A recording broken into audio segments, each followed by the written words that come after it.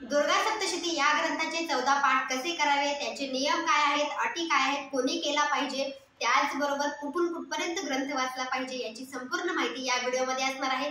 चला तर मग मी वैष्णवी तुमचं आपल्या चॅनलमध्ये मनापासून स्वागत करते। तुमचा आजचा दिवस खरंच खूप शुभ जावो ही मी स्वामी चरणी प्रार्थना करते आणि आजच्या व्हिडिओला सुरुवात करते। सगळ्यांना आधी श्री स्वामी समर्थ। सगळ्यात महत्त्वाची गोष्ट, दुर्गा सप्तशती या ग्रंथाचा पाठ हे पुरुष असेल स्त्री असेल ज्यांना वाटतं की आपण दुर्गा सप्तशती या ग्रंथाचा पाठ करावा आपल्या कुलदेवीसाठी ते करू शकतात। ज्यांना कुलदेवी माहिती नाही ते सुद्धा दुर्गा सप्तशती या ग्रंथाचा पाठ करू शकतात। तुम्ही 1 पाठ करू शकतात, तुम्ही 3 पाठ करू शकतात, 5 पाठ करू शकतात, तुम्ही 7 करू शकतात, 14 करू शकतात, 21, 28 तुम्हाला जितके वाटतात तितके तुम्ही पाठ दुर्गा सप्तशती या ग्रंथाचे करू शकतात। हे सुद्धा खूप महत्त्वाचं आहे। आता चैत्र महिना सुरू झालेला आहे किंवा ही चैत्र नवरात्री जी आहे त्याच्यामध्ये सुद्धा खूप जण दुर्गा सप्तशती या ग्रंथाचा पाठ आपल्या घरामध्ये करत असतात। आता ज्यांना जमलं नाही त्यांनी 1 पाठ केला तरी चालेल। म्हणजे 30 म्हणजे गुढीपाडव्यापासून ते रामनवमी पर्यंत खूप जण दुर्गा सप्तशती या ग्रंथाचा पाठ आपल्या घरामध्ये करत असतात। पण काही अडचणीमुळे जर तुम्हाला करणं होत नसेल तर ही चैत्र महिना जी आहे या महिन्यामध्ये तुम्ही 14 पाठ करू शकता किंवा तुम्ही 1 पाठ केला तरी चालेल। तर तुम्हाला मी सांगते की 1 पाठ कसा करायचा त्याचबरोबर 14 पाठ कसे करायचे ते सुद्धा सांगणार आहे। तर लक्षात घ्या, ही आहे दुर्गा सप्तशती ग्रंथ। तो दुर्गा सप्तशती हा ग्रंथ तुम्हाला जवळपासच्या केंद्रामध्ये भेटून जाईल। ज्या ठिकाणी देवाचं सामान भेटतं त्या ठिकाणी विचारला तरी सुद्धा तुम्हाला हा ग्रंथ भेटून जाईल। हे महत्त्वाचं आहे।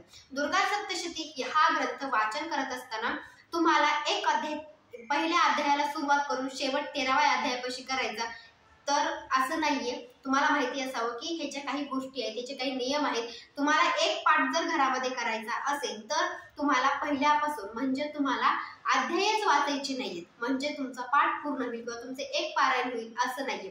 तुम्हाला कुठून वाचायचे ते मी तुम्हाला सांगते। तर लक्षात घ्या, तुम्हाला माहिती असावं की कोणालाही म्हणजे ज्यांना असं वाटतं की काही गोष्टीची अडचण आपल्या घरामध्ये आहे त्यांनी दुर्गा सप्तशती या ग्रंथाचा पाठ करू शकतात।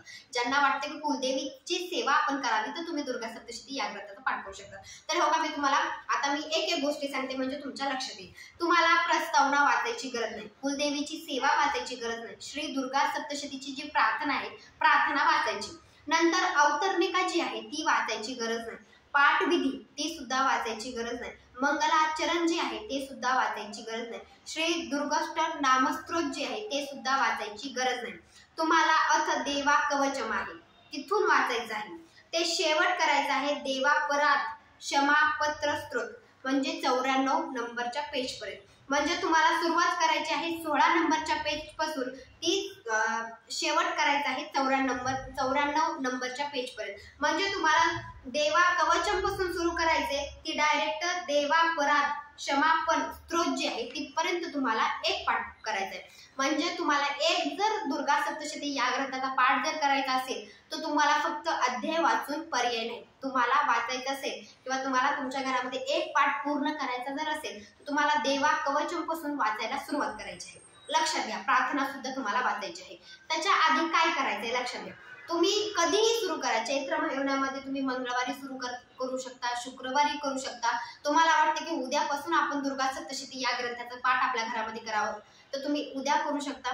तुम्हाला वाटतं त्यावेळेस तुम्ही सुरू करू शकता किंवा ज्यांना शक्य नाही त्यांनी मंगळवारी वाचू शकतात। ज्यांना वाटतं की आपण शुक्रवारी देवीचा जी वार आहे त्या वारी तुम्ही वाचू शकता, अष्टमी असेल नवमी असेल या दिवशी सुद्धा तुम्ही पाठ करू शकता। त्याचबरोबर पौर्णिमेच्या दिवशी सुद्धा तुम्ही दुर्गा सप्तशती या ग्रंथाचा पाठ करू शकता। म्हणजे चैत्र महिन्यातच म्हणून नाही, जो तुमचा दुसरा महिना येईल त्या महिन्यामध्ये सुद्धा तुम्हाला जर कुलदेवीची सेवा करायची असेल मंगळवार शुक्रवार पौर्णिमा अष्टमी नवमी या दिवसामध्ये तुम्ही एखादा पाठ किंवा महिन्यामध्ये एखादा पाठ तुम्ही दुर्गा सप्तशती या ग्रंथाचा करू शकता किंवा तुम्ही संकल्पयुक्त करू शकता किंवा संकल्प न करता सुद्धा तुम्ही याचा पाठ करू शकता। पण ज्यांना 14 पाठ करायचे आहेत लक्षात घ्या, तुम्ही 1 पाठ करायचा आहे म्हणल्यानंतर तुम्ही संकल्प नाही केला तरी चालेल, पण ज्यांना 14 पाठ करायचे आहेत त्यांनी पहिल्या दिवशी संकल्प हा करावाच लागतो।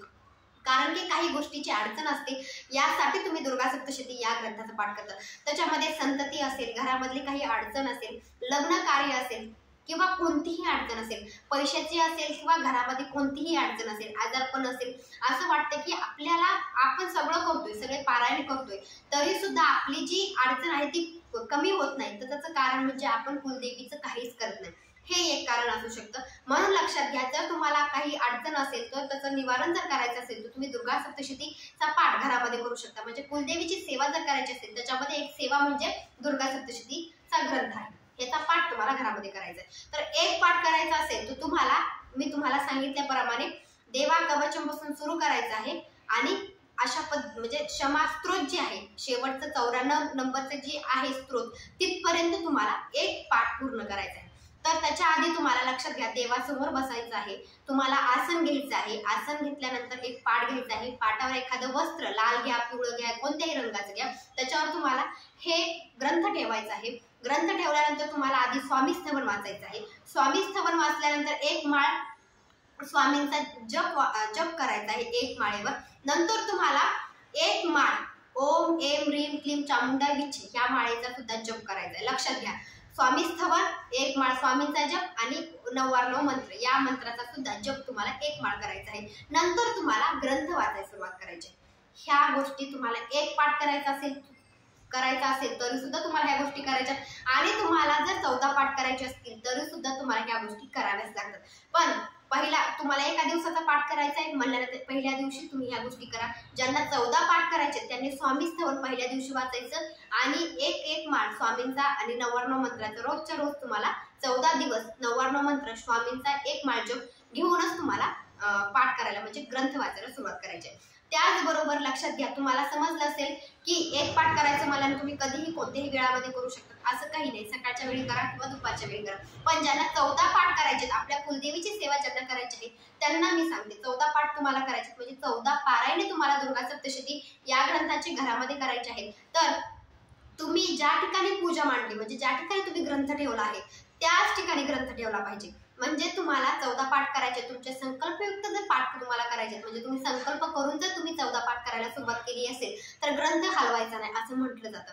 पण काही अडचण असते की बाबा आमची घरामध्ये जागा नाहीये, आम्ही एका साईडला ग्रंथ ठेवू शकत नाही, तर तुम्ही रोजच्या रोज तो ग्रंथ ज्या जागेवर ठेवला त्या जागेवरून दुसरीकडे ठेवून रोजच्या रोज तुम्ही त्याच ठिकाणी तुम्हाला पण ग्रंथ वाचन करायचंय. तुम्ही पहिल्या दिवशी ज्या ठिकाणी ग्रंथ वाचन केलं आहे त्याच ठिकाणी 14 दिवस तुम्हाला ग्रंथ वाचन करायचं आहे. त्याचबरोबर तुम्हाला जी आसन तुम्ही घेतलंय तीच आसन तुम्हाला घ्यायचं आहे. त्याचबरोबर ज्या वेळेमध्ये तुम्ही ग्रंथ वाचन केलंय त्याच वेळेमध्ये तुम्हाला ग्रंथ वाचन करायचं आहे. हे सुद्धा खूप महत्वाचं आहे. पण जे 14 पाठ करणार आहेत त्यांना एक विनंती आहे की दुसऱ्याच्या घरचं खायचं नाहीये, ही एक नियम आहे किंवा अट आहे समजा. किंवा त्याचबरोबर तुम्हाला जेवण करायच्या आधी एक लक्षात घ्या, जेवण करायच्या आधी तुम्हाला दुर्गा सप्तशती या ग्रंथाचा पाठ करायचा आहे. ज्यांना 14 पाठ करायचे आहेत त्यांना मी सांगत आहे की जेवण करायच्या आधी तुम्हाला दुर्गा सप्तशतीचा ग्रंथ वाचन करायचं आहे. नंतर तुम्ही जेवण करू शकता ग्रंथ वाचन झाल्यानंतर. अशा पद्धतीने ही सुद्धा नियम आहे. तुम्हाला वेळ सुद्धा ठराविक ठेवायची आहे. तुम्ही सकाळी जर वाचन केलं असेल तर तुम्हाला सकाळी 14 दिवस वाचन करायचं आहे. तुम्ही एक संकल्पयुक्त सेवा करताय मला तुम्हाला वेळेला सुद्धा महत्व तेवढं द्यावं लागेल. त्याचबरोबर तुम्हाला मासिक धर्म, तुमची अडचण बघा, तुमची अडचण कोणत्या वेळी आहे तुम्हाला डेट माहिती असते, दिवस माहिती असतो. त्याच्यानंतर डेट म्हणजे मासिक धर्म झाल्यानंतर तुम्ही पारायणाला बसा किंवा दुर्गा सप्तशती हा ग्रंथ वाचायला बसा. तुमची अडचण जर आली तर तुम्हाला माहिती असावं की काही गोष्टीचं नियम किंवा पालन हे करावंच लागतं. आणि दुर्गा सप्तशतीचा पाठ करायचं म्हणल्यानंतर अडचणी ज्या आहेत त्या तुम्हाला लांब सोडूनच तुम्हाला पाठ करावा लागतो. देवीची सेवा करायची म्हणल्यानंतर तुम्हाला मासिक धर्माची डेट बघूनच तुम्हाला पारायणाला बसायचे. 14 पाठ तुमच्या घरामध्ये करायचे. एका म्हणजे जी 14 दिवस आहे त्याच्यामध्ये अडचण येऊ नये या विचारानं किंवा या गोष्टीकडे लक्ष ठेवूनच तुम्हाला वाचनाला बसायचं आहे. त्याचबरोबर तुम्हाला माहिती असावं की 14 पाठ तुम्ही घरामध्ये करत आहे तर तुम्हाला दुसऱ्याच्या घरचं खायचं नाही, परान्न घ्यायचं नाही. ही सुद्धा खूप महत्वाचं आहे. सकाळ संध्याकाळ तुम्हाला 99 मंत्राची एक माळ जप करायचा आहे. पारायणाच्या आधी म्हणजे वाचन करायच्या आधी आणि रात्री झोपताना सुद्धा ओम एम ह्रीम क्लीम चामुंडाय विचे या मंत्राचा जप तुम्हाला दोन्ही वेळा करायचा आहे, सकाळी पण आणि संध्याकाळी सुद्धा. त्याचबरोबर लक्षात घ्या, पाठ करत असताना मी तुम्हाला जसं म्हणले की स्वामी स्थवन म्हणायचंच आहे, रोजच्या रोज तुम्हाला स्वामी स्थवन म्हणायचं आहे. त्याचबरोबर माहिती असावं मी तुम्हाला जसं सांगितलं की देवा कवचम जी प्रार्थना आहे, प्रार्थना घेतल्यानंतर तुम्हाला देवा कवचम जे मी सांगितलं आहे 16 नंबरच्या पेजवर आहे, तिथून सुरुवात करायचं आहे. ती डायरेक्ट क्षमापण स्तोत्र जे आहे, शेवटचं जी 94 नंबरची जी स्त्रोत आहे तिथपर्यंत तुम्हाला रोजच्या रोज घ्यायचं आहे. तुम्हाला अध्यायच नुसते वाचायचे नाही. तुम्ही पहिल्या दिवशी एवढं केलात तर दुसऱ्या दिवशी अध्याय वाचताल असं करू नका. तुम्हाला 14 दिवस सुद्धा देवा कवचमपासूनच सुरू करायचं आहे. शेवट क्षमापण स्तोत्र पर्यंत आहे. 14 दिवस सुद्धा हे लक्षात घ्या. तुम्ही ग्रंथाचा पाठ करताय तर तुम्हाला ही गोष्ट लक्षात असली पाहिजे. त्याचबरोबर तुम्हाला माहिती असावं की तुम्ही तुमच्या पद्धतीनं पाठ करा.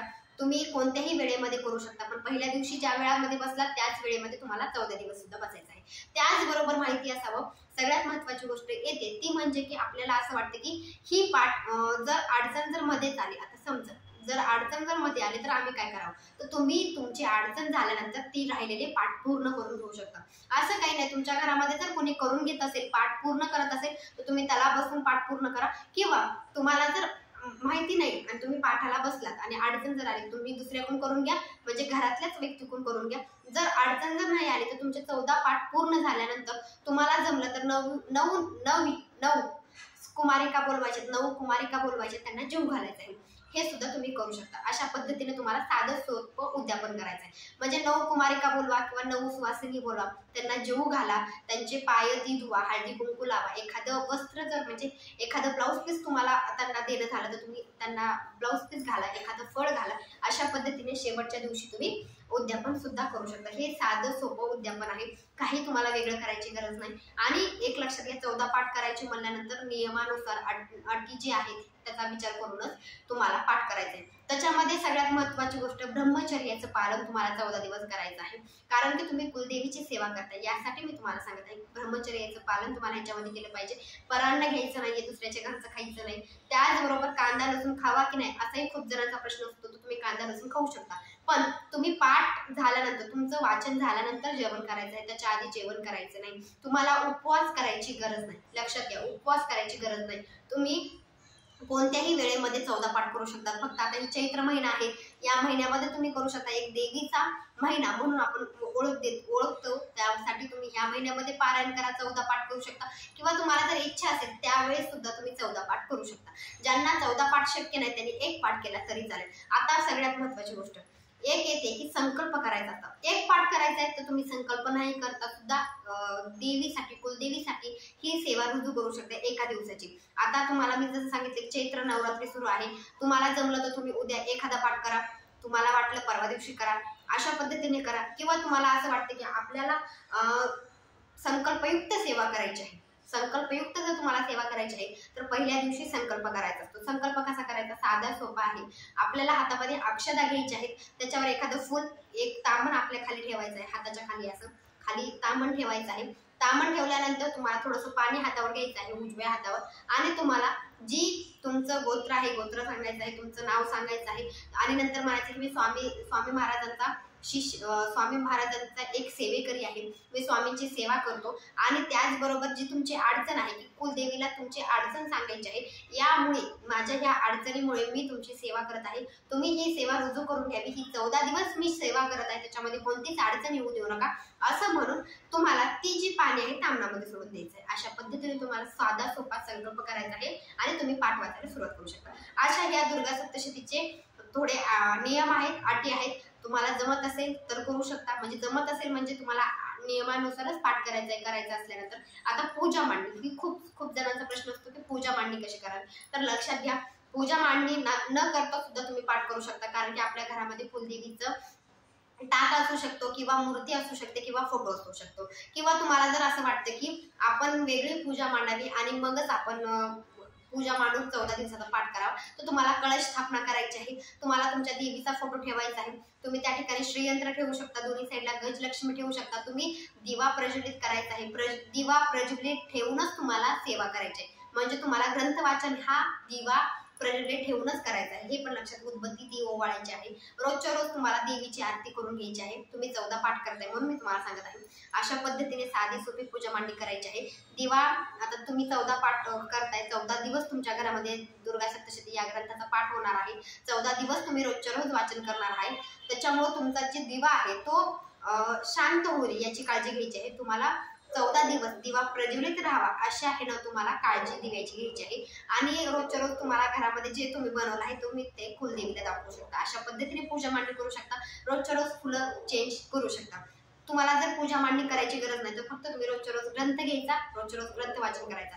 पण एकच आसन घ्यायचंय. पहिल्या दिवशी जे आसन घेतलंय ते 14 दिवस आसन घ्यायचंय. एका वेळेमध्येच तुम्हाला पूजा ग्रंथ वाचन करायचं. ह्या गोष्टीचं काळजी घेऊनच तुम्ही पारायण करा.